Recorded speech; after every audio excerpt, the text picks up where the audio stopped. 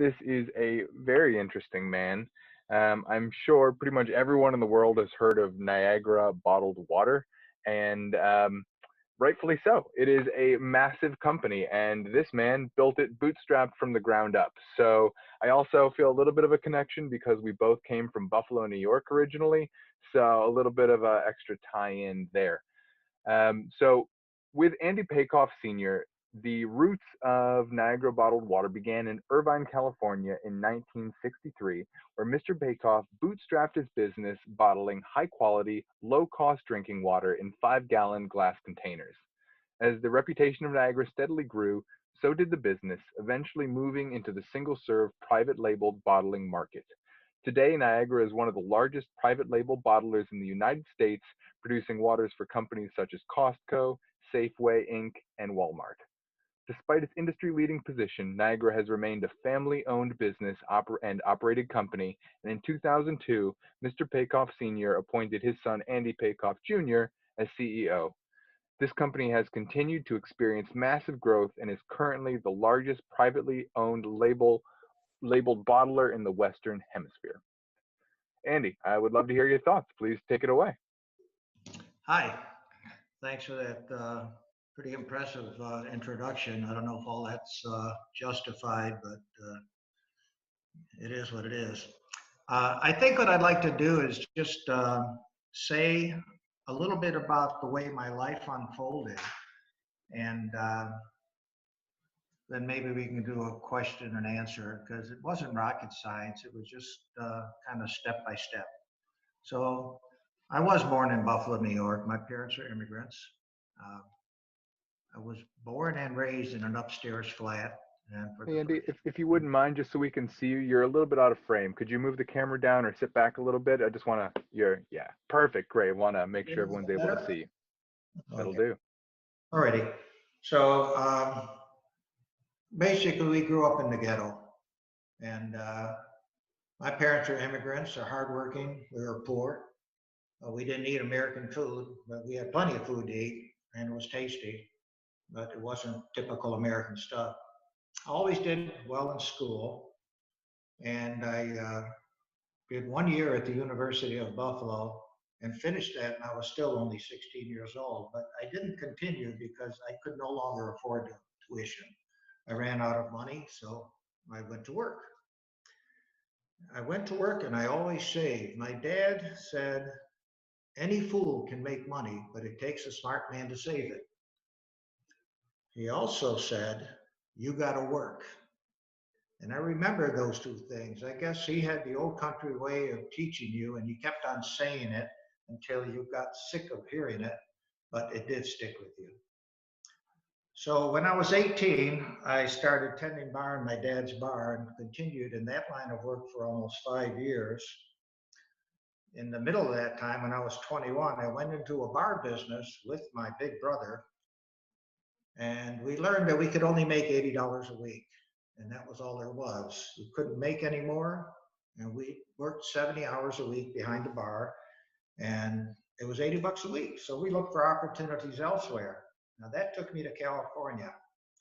I moved to California when I was not quite 23 years old. I was still 22, and I got a job as a milkman, delivering milk to stores.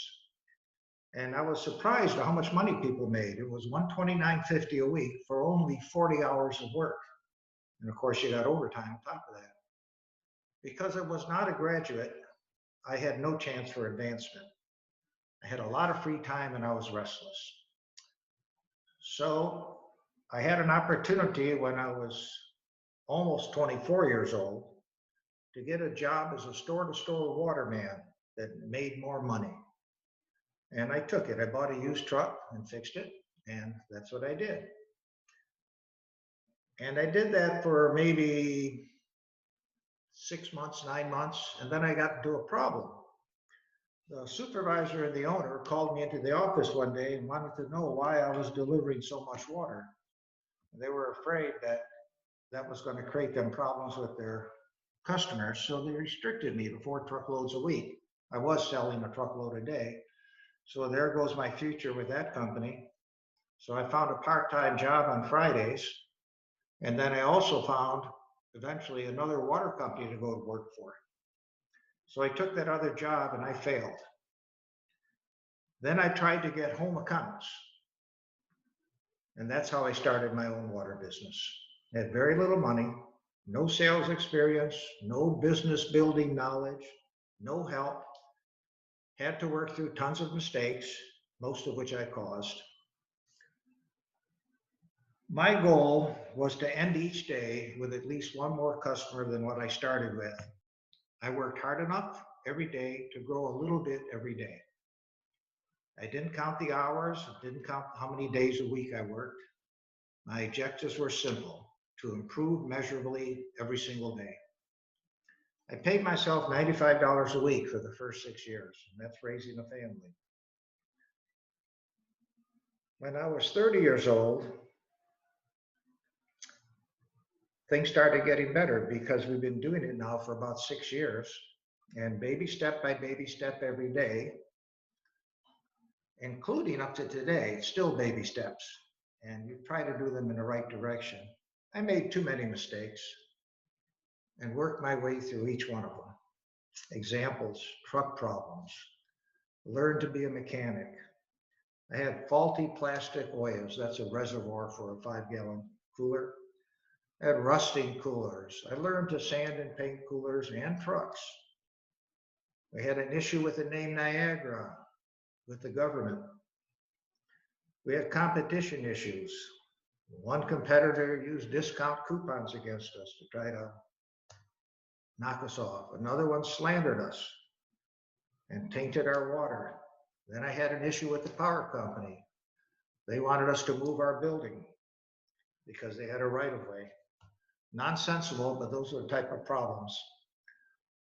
We had a lot of work ethic. One example of work ethic: we bought a US surplus trailer mounted water purification system located in San Antonio, Texas. I had a pintle hook hitch put on my car, and after completing Friday deliveries to my customers, drove 2,800 miles round trip with my brother and 7-year-old son, and returned in time to service my customers Monday morning. We were always growing into unknown issues, always making progress, encountering new problems, and finding solutions. I had a very bad experience in 1978 with my first and last bank loan, which was to finance real estate for a bottling plant. The all-consuming stress of making the high interest payments took all my waking thoughts and was not worth it. I promised myself to never have debt. If we couldn't afford it, we didn't need it. When you're the little guy, you're easily victimized. When you're big, the game changes. Fast forward, now I'm almost 60 years old. We're growing fast. We're up to 40% growth rate for compounded for several years. Hired my 22-year-old son, Andy, when he graduated from SMU. We needed bright young lions, I call them, to take Niagara forward, baby step by baby step. We recruited bright, eager, motivated, driven, hardworking, young people. Almost all are still with us and are having wonderful careers. Fast forward another 5 years, the company's at 30 million revenue. I had a TIA, that's a transient ischemic accident. In English, that's a stroke that you get over. I had that in a high pressure vendor meeting. My son Andy fired me and promoted me to chairman and took over. He fired me out of love, of course. Since then, the many experiences and things I've learned over the years allow me to continue to contribute to our growth, efficiencies, and innovations. Now I'm 81 years old. Niagara is the Western Hemisphere's largest volume bottled water company, the most technically advanced, the most eco-friendly, the most automated, the fastest, most energy efficient bottling lines in the world, and has created thousands of good paying jobs for Americans, and is 100% owned by my son Andy. That's about it as far as a general thing. And maybe someone would like to ask me some questions, and hopefully I can answer in a Yes, useful. Andy, thank you so much. We definitely do. First of all, could you tilt your computer down a little bit for me so we can get more of your head? Or you're very much at the bottom of your screen right now. How's Yeah. that? That better? Do that same thing one more time, and I think we're gonna be golden. Perfect. Okay, great. That is outstanding. Okay. Yes. So the first question came from an anonymous. Would you advise most students to start a business? Why or why not? Well, that's a great question, and that's not a yes or no answer. That's up to that person. You have to have the entrepreneurial spirit. You have to be willing to do whatever's necessary and not give up, because it's not going to be easy. If you want easy, get a job someplace. Okay. But if you're an entrepreneur, sometimes that doesn't work for you. You've got this fire inside of you that you want to do your own thing and you want to make something out of yourself. So it goes back to that individual, is where they're coming from. What what are some more of those entrepreneurial assets that you think should be fostered to create a successful entrepreneur who would be starting a business? I think it's pretty basic. I think you have to have strong work ethic. You have to have strong savings ethic. I think those are the two biggest things. And to describe that a little bit, work ethic means you're not talking 40 hours a week. You're talking 80, 100 hours a week, whatever it takes. And you're not going to wake up one day and be rich. It doesn't happen that way. You're going to succeed first while you're struggling. Okay. First, you succeed, then you make money. But it takes you a long time to learn to succeed. So you've got to have that stick to activity. You've got to really have strong work ethic. You can't quit. You can't give up. You're going to have friends doing a lot better than you are because they've got good paying jobs, but you're taking steps in the right direction. Okay.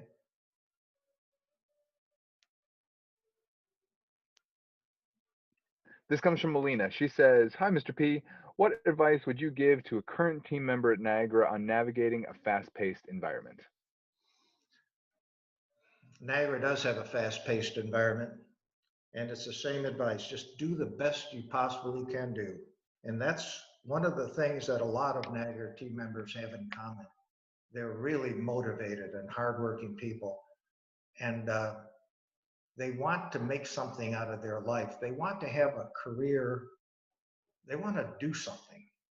And they're willing to work hard enough to make it happen. So the best advice is give it your best shot, give it all you got. And when you do, the proof of the pudding is in the eating, right? The results will take care of themselves. Thank you. What in a saturated market, bottled water, obviously, there's lots of people doing bottled water. From the start, what made you stand out? What really helped you grow? You did speak to that a little bit, but I mean, from then till now, in a saturated market, what really helped you to keep a leg up and have a growing, productive business?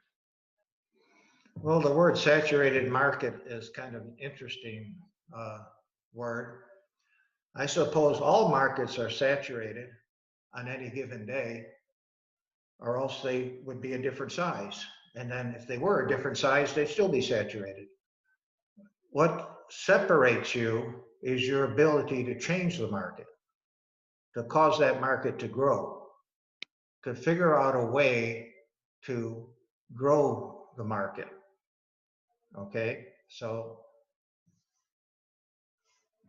that doesn't happen in 10 seconds of thinking about it.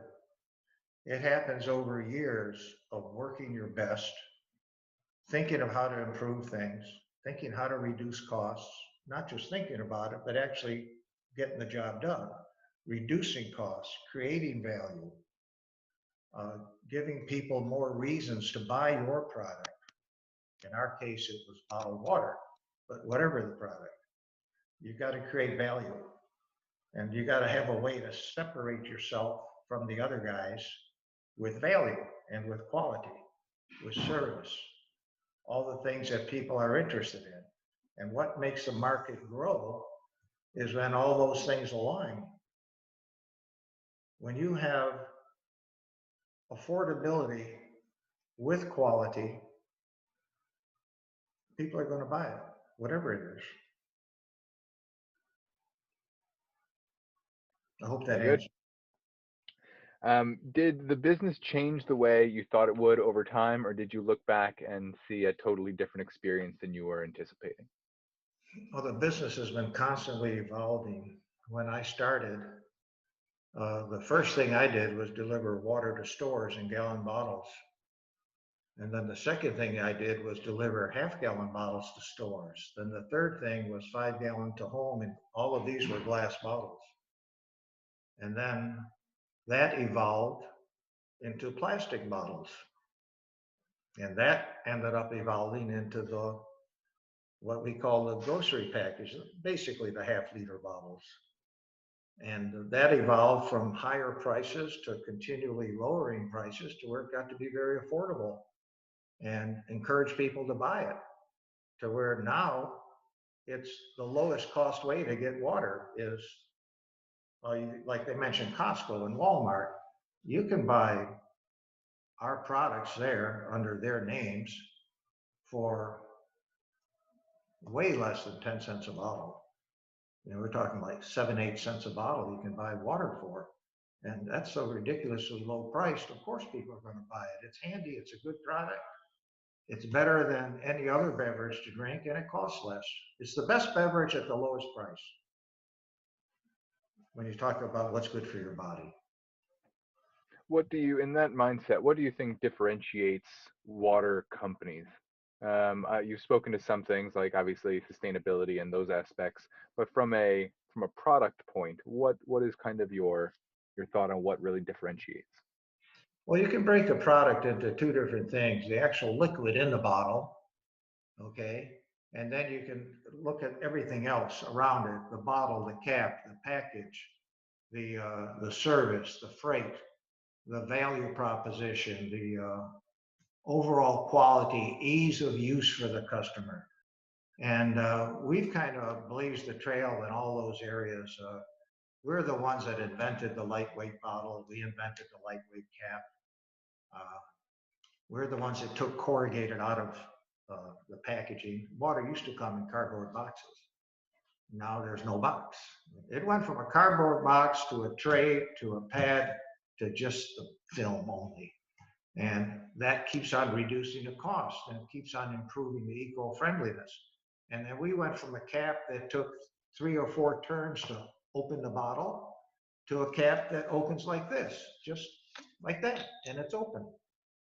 And 120 degrees, it's open. And those are all our inventions. And that just makes it easier for the customers to use it and keeps on reducing the cost. So it's affordability, convenience, quality, eco-friendliness. Keep on pushing the bars in all those areas.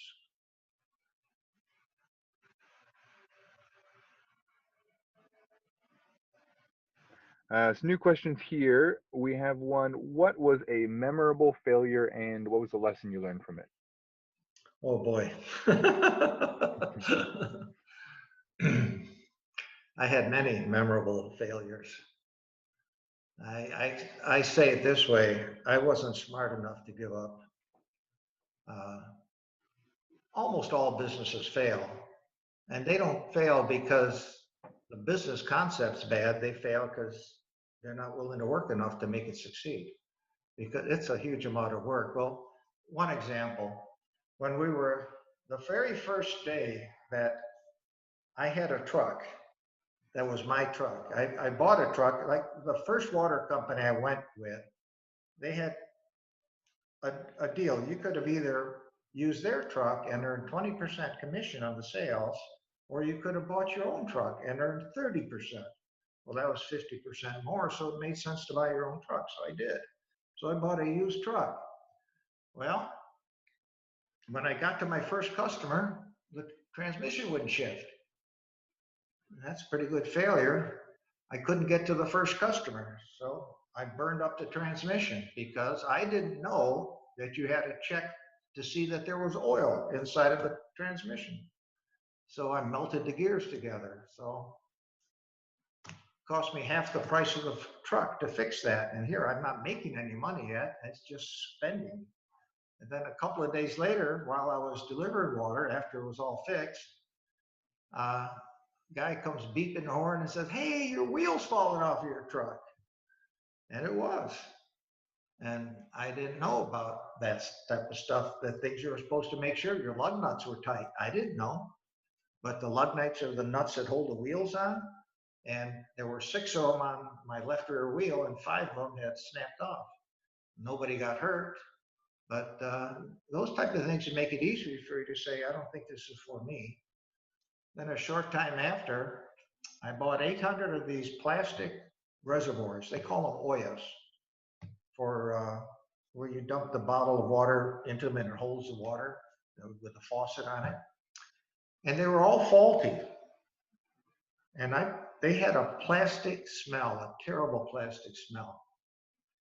And I paid $1.50 for them. That means $1,200.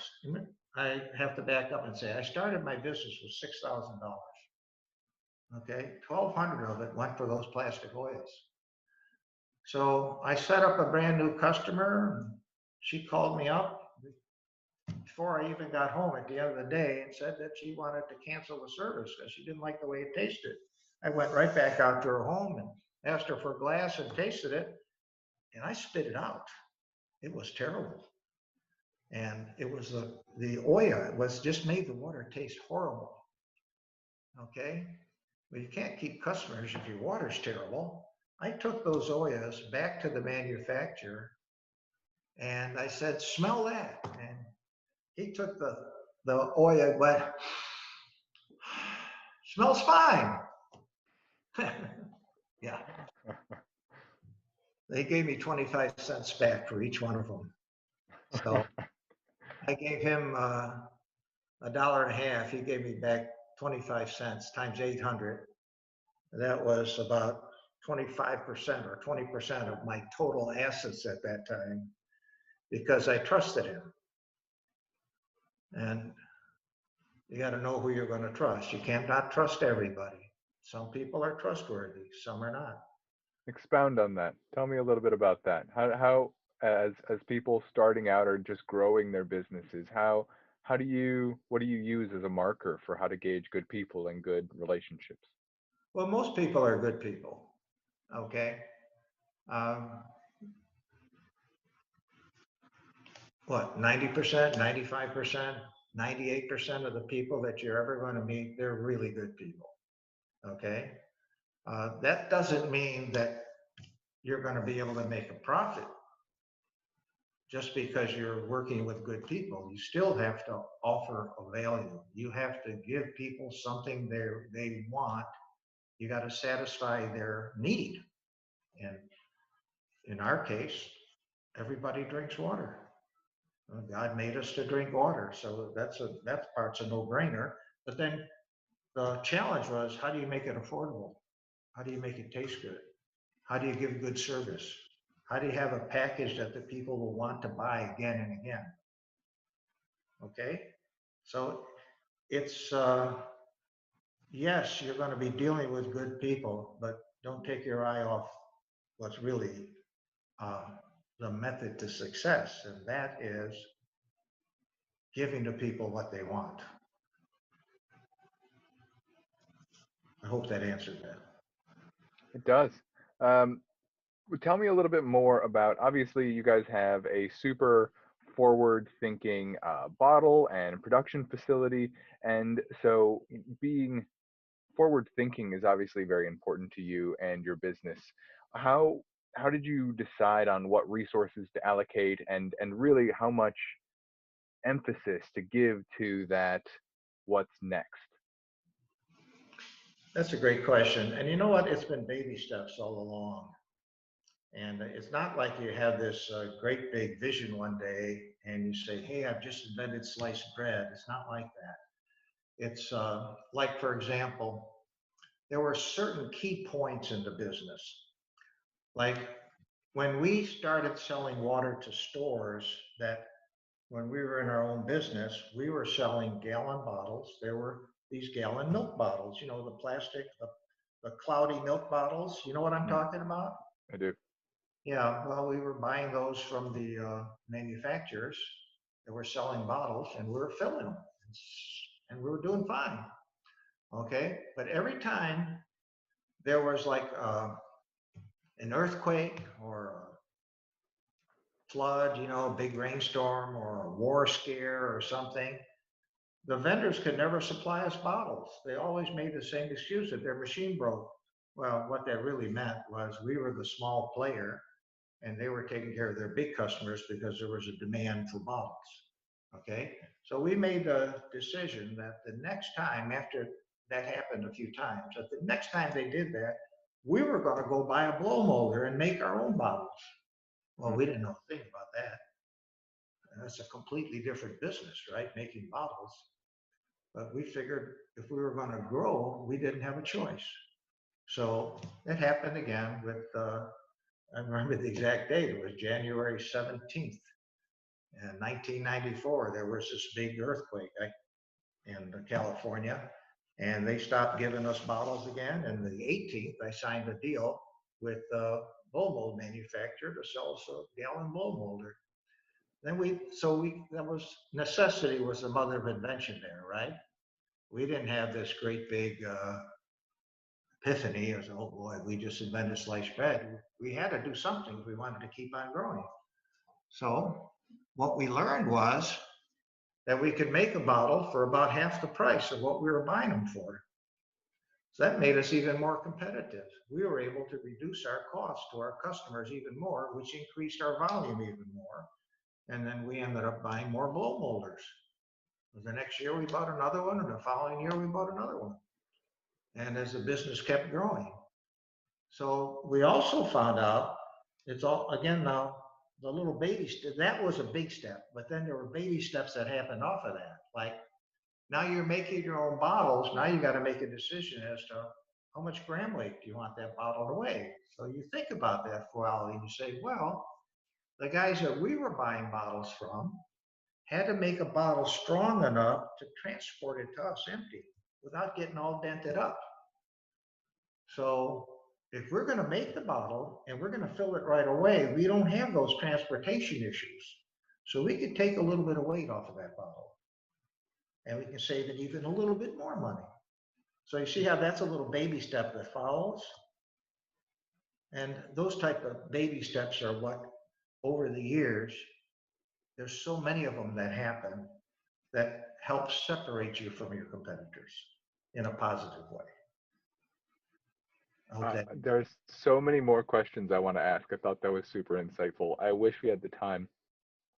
Sadly, I'm going to close with this question. I don't even get to ask several that are on here.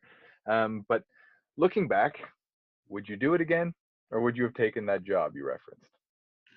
Well, I'm an entrepreneur by heart. I always wanted to work for myself. Okay. I had no clue that the company was going to get so huge. I mean, it's the largest company in the Western Hemisphere, maybe in the world. We don't know. But um, it's just what happens when you keep on plugging away. Okay. Andy, thank you for your authenticity. Thank you for your knowledge. I appreciate you very much. Thank you for taking the time with us. You're welcome. Glad to have helped. Thank you. Ladies and gentlemen, that's it. That's our show. That's what we're doing right now.